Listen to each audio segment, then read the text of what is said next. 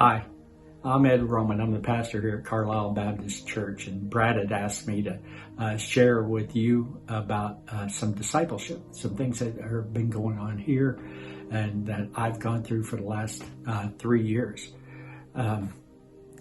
Honestly, I don't know what to say to you. I can't tell you of the great results that we've had because we're just now beginning. We're just now starting this new disciples making disciples through the Timothy Initiative. So I can't hold up results and say we're doing this and do that. So I guess all I can do is tell you about my journey. You know, I had become very frustrated and quite honestly tired of just doing church. I didn't sign up to run a church, and I'm convinced that's not what God called me to do. You know, He called me to preach His word and to make disciples. You know, so that became extremely frustrating for me, watching week after week people just think that their duty was to come in and sit down and listen to the sermon and sing a few songs, and that was all that was required of them to be disciples of Jesus. You know, the churches in America are dying, and they're dying for one reason. We're not sharing the gospel. We got the greatest message in the world, and we're not sharing it with people. So as a church, we can't have just a handful of baptisms a year and think that we are being successful. We're not. You know, here at Carlisle, we've got to do better. So we have to get back to doing those things. When I heard this statistic that the duration of an average church in America is 82 years, and I reconciled that with Carlisle Baptist is 61 years old. Now,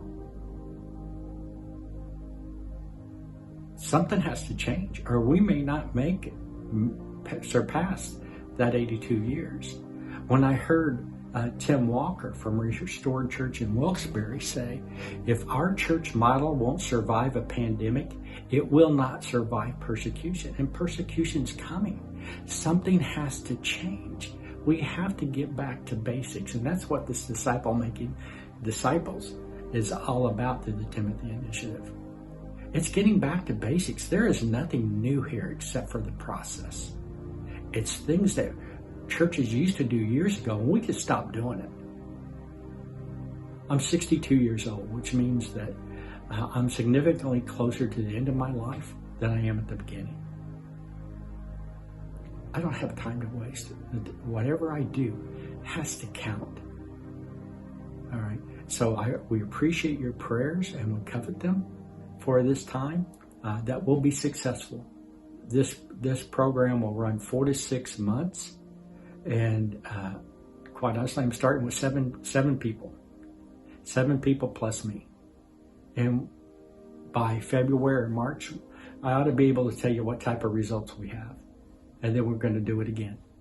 And we're going to keep doing it. And we're going to train these people to do this, to train other people, to make disciples to the 4th generation. 2 Timothy 2:2, Paul says, the things that you've heard me say to you